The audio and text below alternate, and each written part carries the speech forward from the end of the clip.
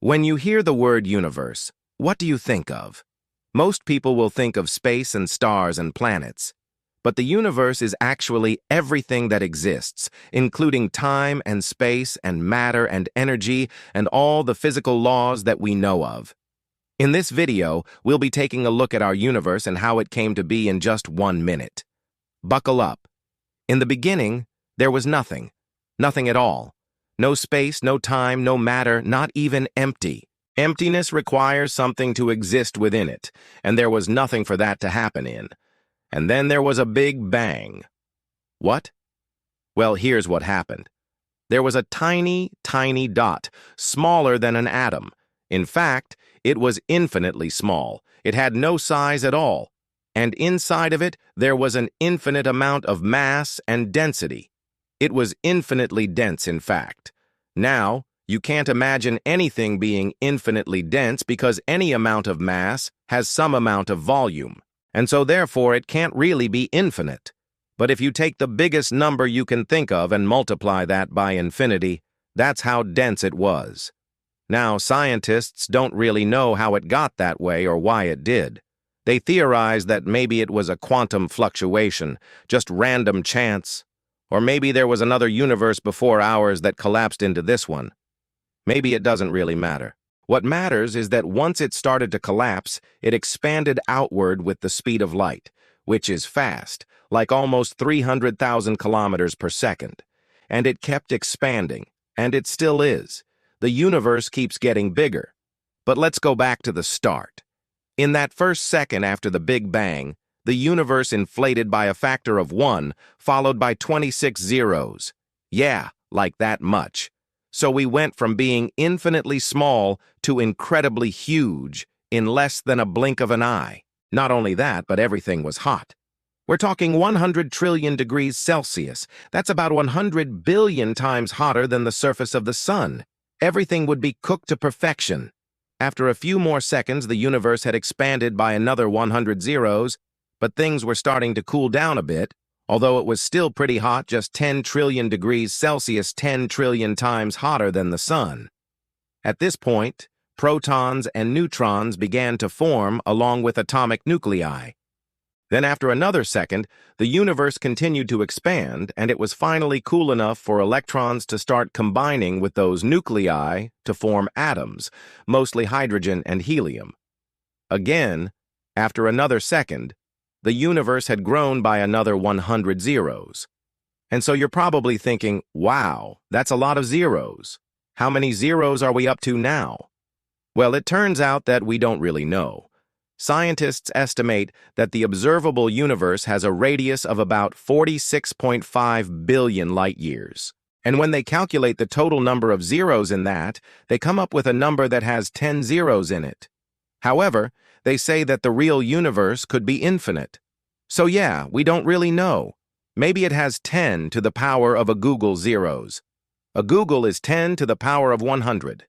Anyway, the point is, there are a lot of zeros. Over the next few million years, gravity caused the gas clouds of hydrogen and helium to collapse into stars.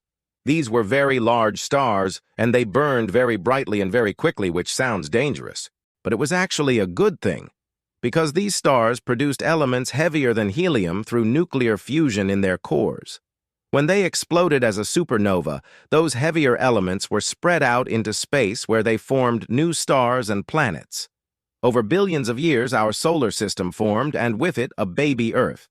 Earth was pretty hot and molten at first, but eventually it cooled down enough for water to condense and fall as rain, which combined with gases from volcanic activity formed Earth's early atmosphere.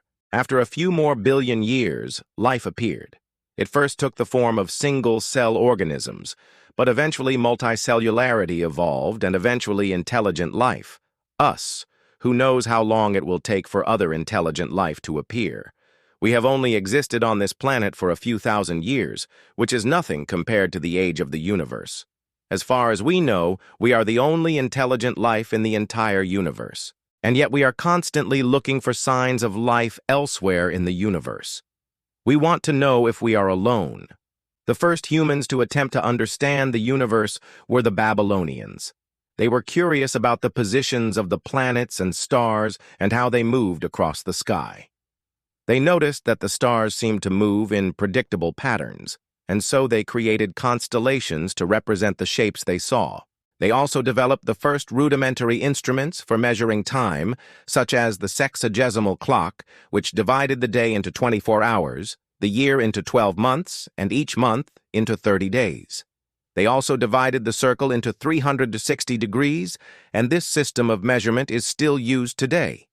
However, the Babylonians weren't the only ones trying to understand the universe.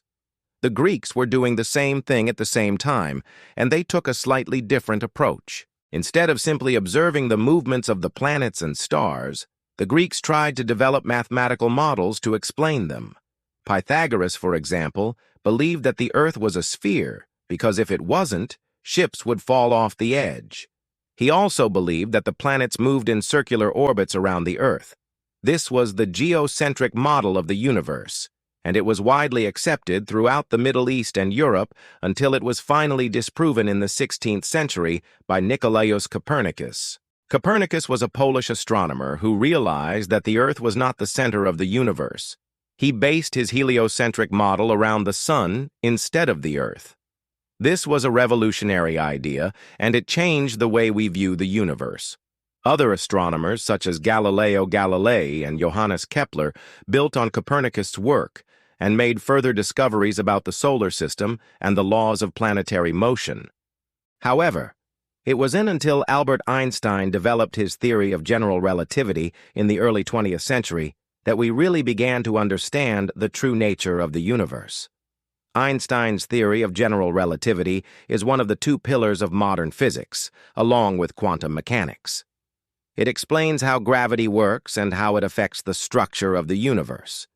It also tells us how the universe is expanding and how it will eventually die. According to Einstein's theory, the universe is made up of 4 dimensions, 3 spatial dimensions and 1 temporal dimension.